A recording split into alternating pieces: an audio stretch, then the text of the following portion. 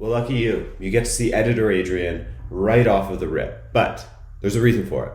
This is a huge story. It's extremely far-reaching. There's tons of facets that are affected. There's tons of organizations, bodies of government that are taking part, not only in speaking against the European Super League, but seeing what legal avenues they can go down in order to stop it from happening. So I tried to boil it down to the most pertinent pieces of information because I know that this is going to be an ongoing story that I'm going to have to make multiple videos on as new things come to light. So yeah, just wanted to make that clear in case there's something that you think is missing. Don't worry, we're gonna try and explore every single facet of this, but it's gonna have to be in multiple videos because one single video would just be a headache for you guys to take in. Okay, thank you, and back to the main host guy. UEFA was shaken to its core on Sunday with the announcement of the formation of the European Super League, and the rest of the football world was outraged. Hey, I'm Adrian and welcome to Ramona TV, where today we'll go through what the Super League is, the format, when they want to start, the retaliation from UEFA and potentially FIFA, the outcry from fans, and a little opinion from myself.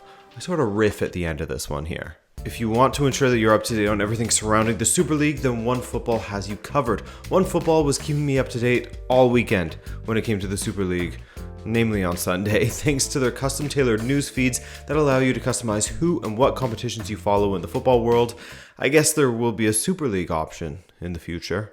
The fastest breaking news, highlights, videos, match trackers, and so much more. So use the link in the description for a free download on iOS or Android. Thank you OneFootball for sponsoring this video and supporting an independent creator such as myself, and let's get into it. On Sunday, after what felt like hours of saying, just one more hour, it's been pushed back. The Super League finally released their statement and their site went live. The statement itself started out by saying that 12 of Europe's biggest clubs have joined forces and announced that they have started a new league, which would be governed by the clubs themselves. Interesting, a league that is governed by the clubs, but not all clubs, just the founding clubs, which would make up 15 of the 20 involved. Not all teams are even, you know? The founding teams in question so far, 12 of them, are AC Milan, Arsenal, Atletico Madrid, Chelsea, FC Barcelona, Inter, Juventus, Liverpool, Manchester City, Manchester United, Real Madrid, and Tottenham. Of these super teams, Arsenal, Atletico, Manchester City, and Tottenham have never won a European Cup/Champions League title. Now, why have they created this league? Let's hear from the statement itself. Quote, "The formation of the Super League comes at a time when the global pandemic has accelerated the instability in the existing European football economic model. Further, for a number of years, the founding clubs have had the objective of improving the quality and intensity of existing European competitions throughout each season, and of creating a format for top clubs and players to compete on a regular basis." A lot of this thirst for a new league was brought on, apparently, by the need for money. I guess after years of unsustainable business models in which wage bills have skyrocketed and transfer fees even more so, the big clubs are hurting because of their razor-thin margins and from the issues that were exacerbated by the pandemic, and so they need more money to fix their issues. Luckily for them, they will likely get that money from JP Morgan, the investment bank that is rolling the dice on a $4.2 billion investment into the European Super League. Does that name JP Morgan sound familiar to you, by the way? Because they're the same investment bank that helped the Glazers with their massively leveraged takeover of Man United. Their takeover that heaped a ton of debt onto the books of the club. Oh, and who's this? Joel Glazer, the co-chairman of Manchester United. What a coincidence. He has a new job as the vice chairman of the Super League alongside Andrea Agnelli, the same Agnelli that was the head of the European Clubs Association, who are negotiating terms for the UEFA Champions League, and who as recently as Friday, April 16th, 2021, signed off on the changes to the Champions League between the ECA and UEFA. The same Agnelli who waxed lyrical about how the Swiss system is, quote, beautiful and will improve the Champions League before taking part in the announcement of the Super League on Sunday, just 48 hours later, which, you know, the Super League looks to overtake the Champions League, rob it of its top assets, eventually make it obsolete. Then there's the chairman, Florentino Perez. Perez recently had an interview with El Chiringuito in which he also said in regard to UEFA, quote, It's over. The monopoly is over. It's time for a new era, end quote. Basically, the Super League teams aren't happy with the financial distribution in the Champions League, and they believe that since they are the stars of the show, they should be compensated as such. And according to Perez, TV deals are also down 20%. Other things that the Super League claims they will bring to the table: more transparency when it comes to the financial side of things, a salary cap at 55%, as well as some sort of financial fair play and money to be given to grassroots competitions, etc., etc. Let's look at the format of their competition now. If it wasn't clear already that this is a breakaway league aimed to supersede the UEFA Champions League and in essence replace it, then taking a look at the format will make it blatantly clear. From the Super League website itself, the competition will take the 20 competing clubs and divide them into 2 groups of 10. The teams will play each other within their group, home and away, with the top 3 in the group advancing to the quarterfinals. There's a playoff to decide the final 2 quarterfinalists, and the rest of the competition is your normal 2-legged knockout format. 12 teams have been confirmed, 3 are yet to be confirmed. Again, these will be the founding members, while 5 other sides will qualify in an abstract way. They haven't figured out that part yet, or at least they haven't been able to confirm it just yet, based off of the interviews I've read. And the 15 teams that are the founding members can't be relegated. They are safeguarded from doing so, and they intend on starting this league sometime in August of 2021. PSG, Bayern Munich, and Borussia Dortmund, among other rumored clubs, have all said no to the European Super League. I honestly haven't seen a reaction like this for a long time in the football world, and that's quite simply because it's so far-reaching. There are 2 entities that are trying to steal from each other, basically, though the initiator is undoubtedly the teams in the Super League, as they look to make the Champions League at the minimum an inferior competition, and at the most obsolete. UEFA put out a statement before the Super League even announced themselves, and the European governing body spoke on behalf of the Premier League, La Liga, and Serie A.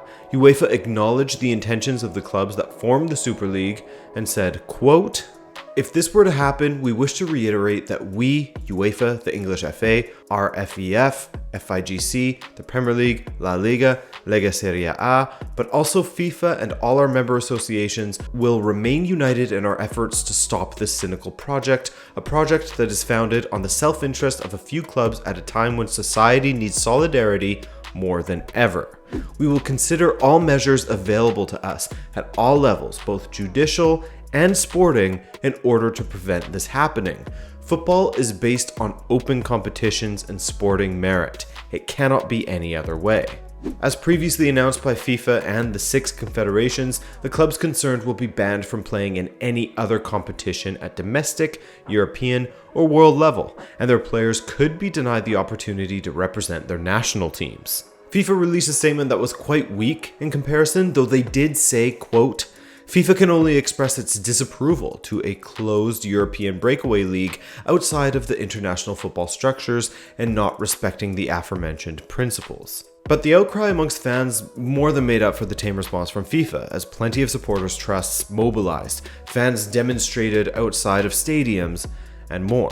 Now, according to some sources, there are rumblings of UEFA punishing the teams involved by booting them out of the current Champions League competition, meaning Real Madrid, Manchester City, and Chelsea could be ousted from the semi-finals, but there's no confirmation there. Guys, just a quick note from editor Adrian here in regard to the plan to disqualify 3 of the teams from the semifinals of the Champions League. I actually woke up to a notification from OneFootball, funnily enough, saying that they will go ahead as planned. In other words, those teams, Real Madrid, Manchester City, and Chelsea, will not be disqualified, as of now, from the Champions League semifinals. And it's not just the leagues that are reacting, as apparently broadcasters are pretty angry at these clubs as well, as they see this break-off league as a detriment to the leagues that they have contracts to cover currently. We're talking about the domestic ones. If teams were to get banned from the domestic competition, then the initial product the broadcasters paid for, their investment, will be hurting. Going further, there's rumors that the British government could block the 6 clubs that are signed up for the Super League from signing foreign players. How? By denying them work permits. It's all getting messy, and it's going to get even more messy. So as mentioned by UEFA, one of the greatest features about football, at least in most countries, is that there's an opportunity for any team to play at the top so long as they win their way to the top. There's the football pyramid. Of course, this is a bit of a pipe dream in some aspects as funding is a must now and not everyone has it, but in the Super League, the ability for anyone to qualify will be cancelled or reserved to a select few clubs, while the league will likely just create a bigger disparity between the top clubs and those that are below them. Those founding members have a permanent membership, even if they don't deserve to be within the league based on their sporting merit. But if they have a permanent membership, they're constantly getting more funding than the teams that are rotating in and out. The whole point of, promotion and relegation is that, the best teams that bullied the rest of the league move up to the top league, those worst teams come down, and the best teams from the bottom division come up. And it's supposed to equal out and make competition fair, in theory. That's not going to happen in the Super League.